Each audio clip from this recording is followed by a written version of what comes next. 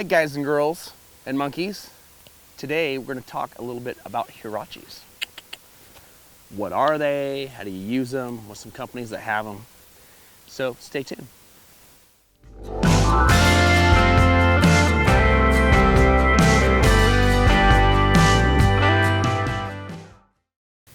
Oh, super comfy.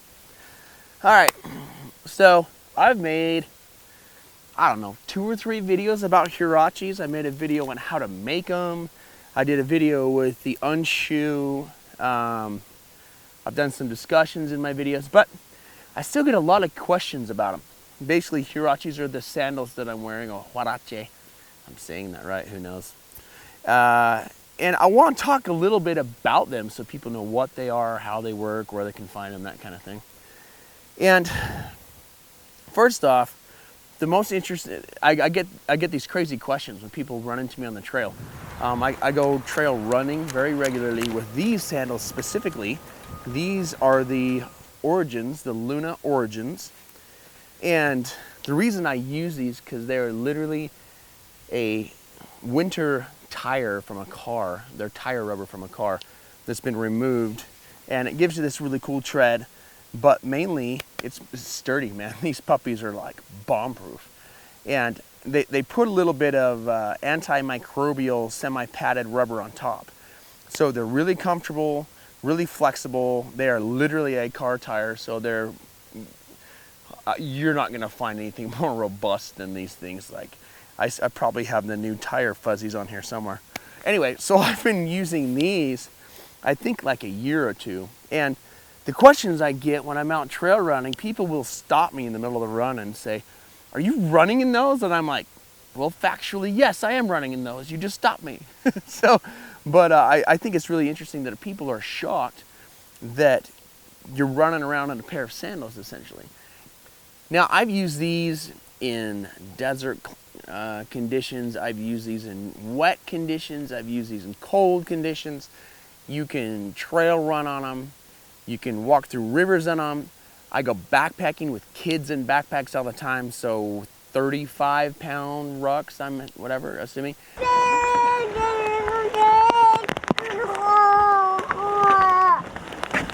What are you saying back there? What are you saying back there? Yeah? I'm just chatting.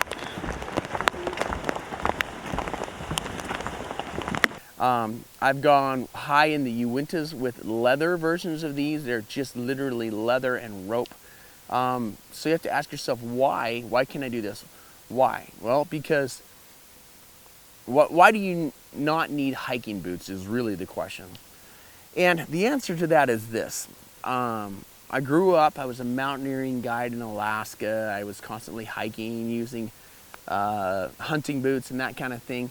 And there's nothing wrong with that. The thing is, the more support that your boots have, the more stable that they make your ankles, the less your ankles are gonna flex, so the less your ankles have the ability to flex. Also, the more that they hold your ankle in place, the more the muscles are going to atrophy because of underuse. So it took me a while to learn that. I've been running for years, 21 years now in the military, blow my mind. And I got into longer distances, and I read a book called Born to Run, which kind of got me onto the Luna sandals. Before that, I was doing barefoot and trying Vibram sandals or Vibram sandals, whatever you want to call them. And anyway, I decided to try this stuff for myself. Well, essentially, there was a learning curve, and I liken it to when I got a cast off of my arm. So I broke my arm a couple times when I was a kid. The cast, we took it off. And initially I couldn't extend my arm all the way, couldn't contract it all the way. My left arm was smaller than my right arm, which is the one I broke. There was all these problems, and it was a very painful recovery process to get full extension, full contraction, full muscle structure back, because I didn't use it enough. And that's essentially what you have to deal with when you go from wearing mountaineering boots and that kind of thing to wearing Huaraches or sandals or barefoot. But once you make that transition, your feet are stronger, they articulate better, they respond to the ground easier, you notice rocks, you have more balance, you're quicker, you're more agile, You can run longer distance because you're running more properly using the elasticity of your muscles instead of just muscling through. There are all these benefits that you gain from wearing them, and that's why I constantly wear them. That's why I have them in my videos so much. So having said all of that, what are the best ones? Well, my most favorite two are the ones that I made for myself out of leather and 550 cord, and my Luna Originals. Now I've owned a different pair of the do-it-yourself Lunas. They were too soft. I've owned other versions of Huaraches. They work good, but because I'm hiking, carrying backpacks, running long distances, and really being hard on them, I like a harder rubber on the bottom of the sole. Now, if you were to start wearing these initially, you might like a softer rubber. You might like a softer shoe because you're going to treat it, I'm assuming, more like a moccasin. But down the road, if you're hiking through wooded area like we are around here, you want something a little more robust so you don't have something poked through the bottom. And these rubber tire type Lunas work great. Now, another thing that people don't think of from a survival perspective is this. If you're spending multiple days living out on the land, you start to stink. You stink not because of your sweat, but because of the bacteria that's growing in the sweat. And so what that means is you don't want stuff against your body. So in order to stay clean, it's really good to not wear shoes. It's really good to let your body breathe. When you've got socks on all the time, that's like a Band-Aid that just festers and gets nasty. That's why in the military for years and years, we have brought multiple pairs of socks. Wear one pair of socks, wear tons of foot powder, clean the socks out, get them wet, clean, and then dry them on your rucksack and wear the next socks the next day. And I would absolutely wear boots in a military environment. But in a survival environment where it's just a completely different scenario, it's better to run around in Huaraches because I don't need socks. Socks are irrelevant. I don't need to worry about if I run through a river, or if I go over and run down a trail, or if I'm dirt or whatever. Doesn't matter to me. I have options to go wherever.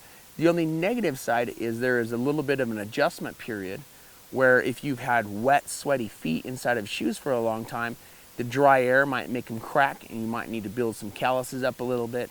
You might need to get some flexibility in your feet and some strength in the muscles.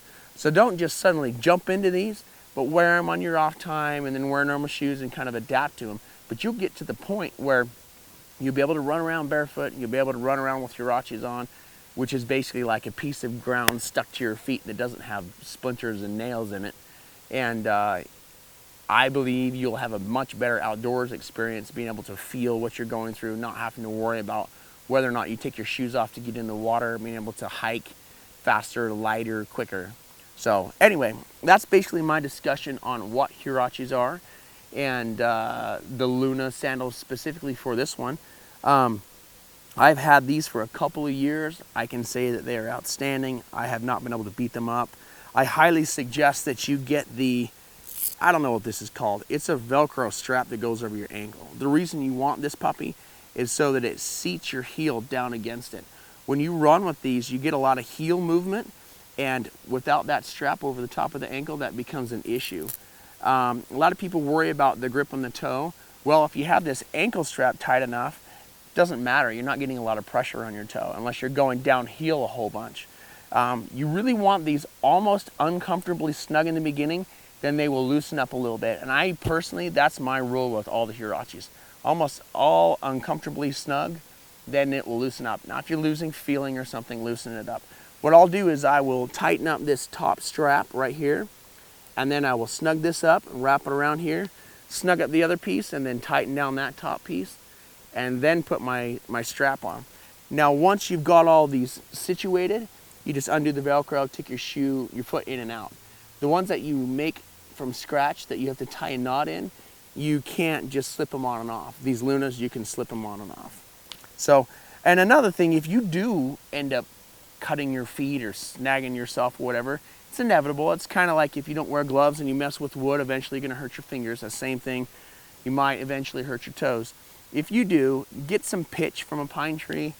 I don't have anything really close. Get that really wet, sappy stuff, rub it around in the crack on your feet, and it will work like a sealant. It's basically tree blood, and the tree's bleeding so that it will protect itself from bacteria, funguses, bugs and that kind of thing. And this essentially does the same thing for your cracks in your feet or your hands or wherever you've got them. It protects it from bacterial growth, from stuff going south. So, all right, this has been my discussion. I'm going to show you a little bit of footage, just some mountain footage, and hope you'll like to stay and check that out. If not, please leave your comments down in the discussion part below where we're at. I'll put a link to the Luna sandals in the discussion box that's below this video. And you got any questions, leave them down there. I try very hard to answer 100% of every question that I get asked on my channel.